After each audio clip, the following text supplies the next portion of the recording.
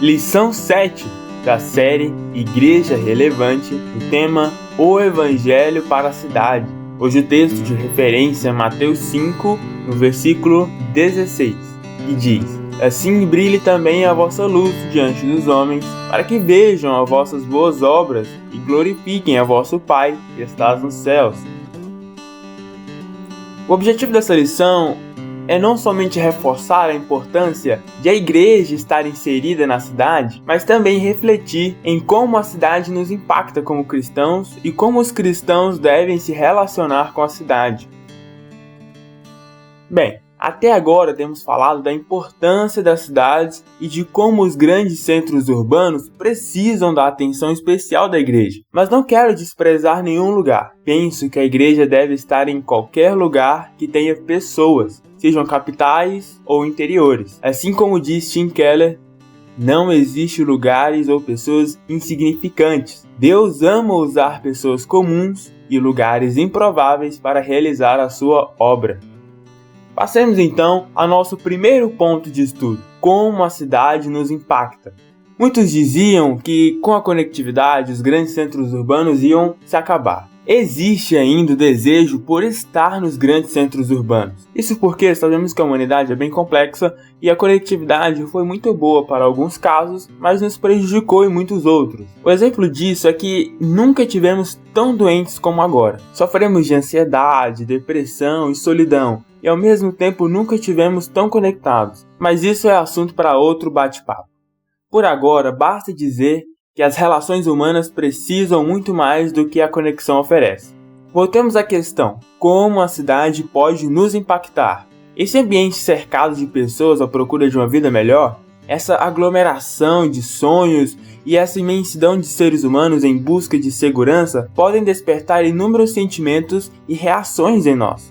Portanto, consideremos algumas possibilidades. Por exemplo, o aumento considerável do potencial criativo. É fato que, quando nos cercamos de pessoas com ideias grandiosas, somos instigados a vencer os nossos limites e nos desenvolver. As grandes cidades são aglomerações de pessoas que estão à procura de melhorias, e estar numa grande cidade acaba nos impulsionando a isso. Falando sobre as interações no ambiente de trabalho, Tim Keller, citando o autor chamado Edward Glaeser, solta uma pérola que pode ajudar a nossa reflexão. Veja o que ele diz: muito do valor de um ambiente de trabalho intenso vem de reuniões espontâneas e de observarmos as atividades aleatórias das pessoas à nossa volta. Mas os benefícios da aglomeração não são limitados a estar próximo de pessoas que, iguais a você, trabalham na mesma área. Existem benefícios em se viver perto de grandes grupos de pessoas que são diferentes de nós, mas cujas habilidades suplementam as nossas. Keller. Veja como Keller mostra que é quase certo que nosso potencial criativo há de se desenvolver nos grandes centros. Estar no meio de muita gente que deseja crescer e ter uma vida melhor produz um ambiente favorável para o nosso florescimento. Com toda certeza você já ouviu histórias do tipo: alguém que saiu do interior para tentar a sorte na cidade grande e foi muito bem sucedido nessa, enquanto outros nunca saíram do seu interior e quase não produziram nada. Isso pode realmente ser fruto desse ambiente provocativo das grandes cidades. O que a igreja precisa entender é que a cidade une você a uma gama incontável de pessoas que estão em busca de coisas semelhantes a você.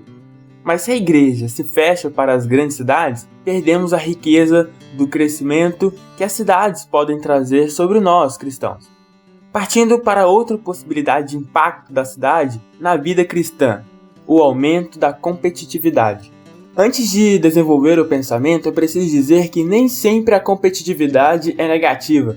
O fato de termos à nossa volta muitas pessoas que, como nós, estão em busca de uma vida segura, automaticamente vamos entrar em uma relação de competição, e isso nos levará à capacitação. Isso vai automaticamente representar uma melhora para a sociedade e o florescimento da cidade. Veja, igreja, pense um pouco nisso. Será que você não deveria ser o melhor profissional do seu segmento?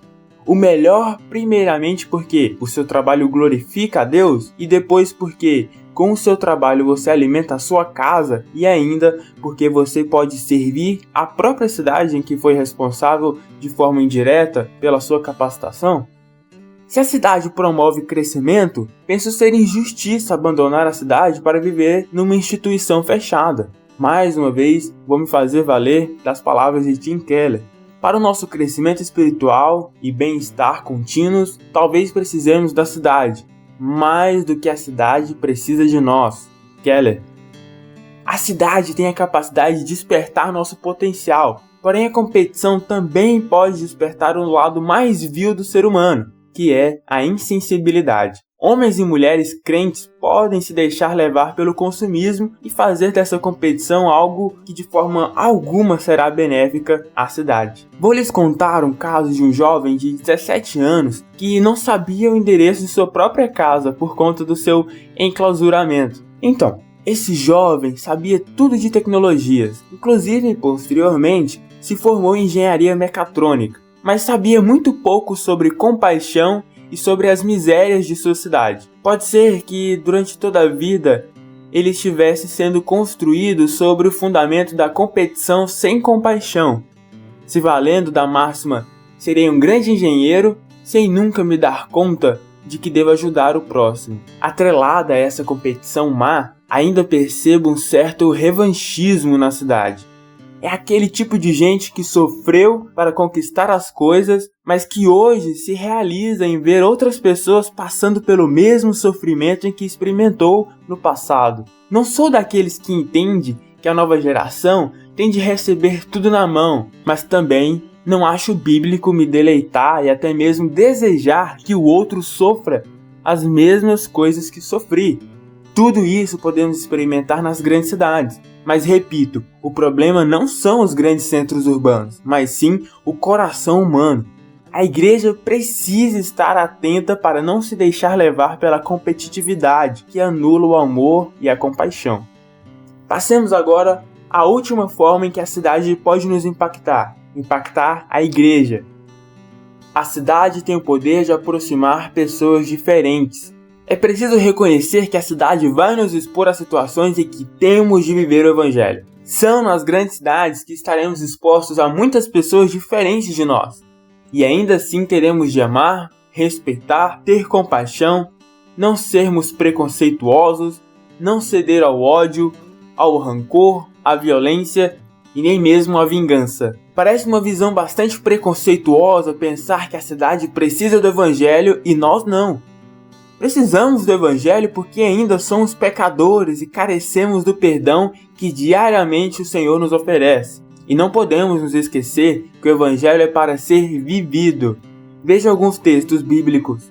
1 Pedro, no capítulo 2, no versículo 11.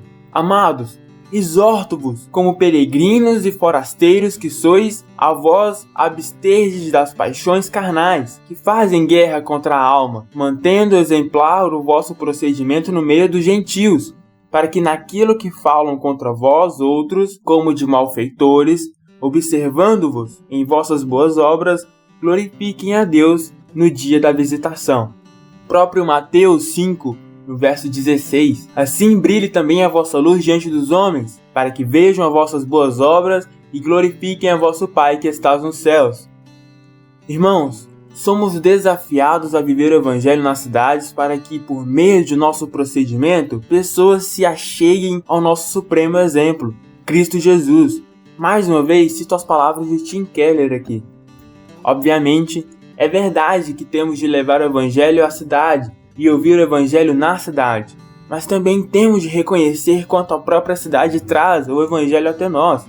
A cidade nos desafiará a descobrir o poder do Evangelho de novas maneiras.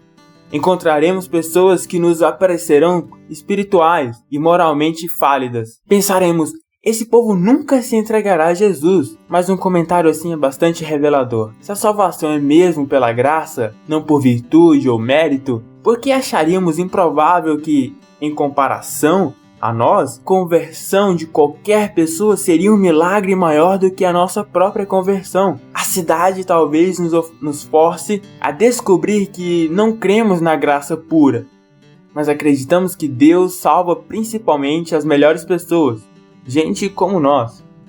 Keller: a cidade retira nossas máscaras. É muito fácil dizer que crê na salvação pela graça, no entanto é bem difícil continuar pregando para um drogado, ou um morador de rua, ou um ateísta convicto pelo simples fato de crer que ele pode ser salvo. Pois a salvação não é por méritos humanos. A igreja que de fato milita na cidade vai expor a essa situação. É bem verdade que muitas pessoas não desejam se envolver com a cidade porque isso implicará em estar em contato com um tipo de gente que ela não goste. Mas é preciso pensar em Jesus. Jesus, sendo santo, sem pecado, estava com gente impura, prostitutas, publicanos, leprosos e pecadores. Se Jesus andava com gente assim, será que com que tipo de gente a igreja deveria se envolver?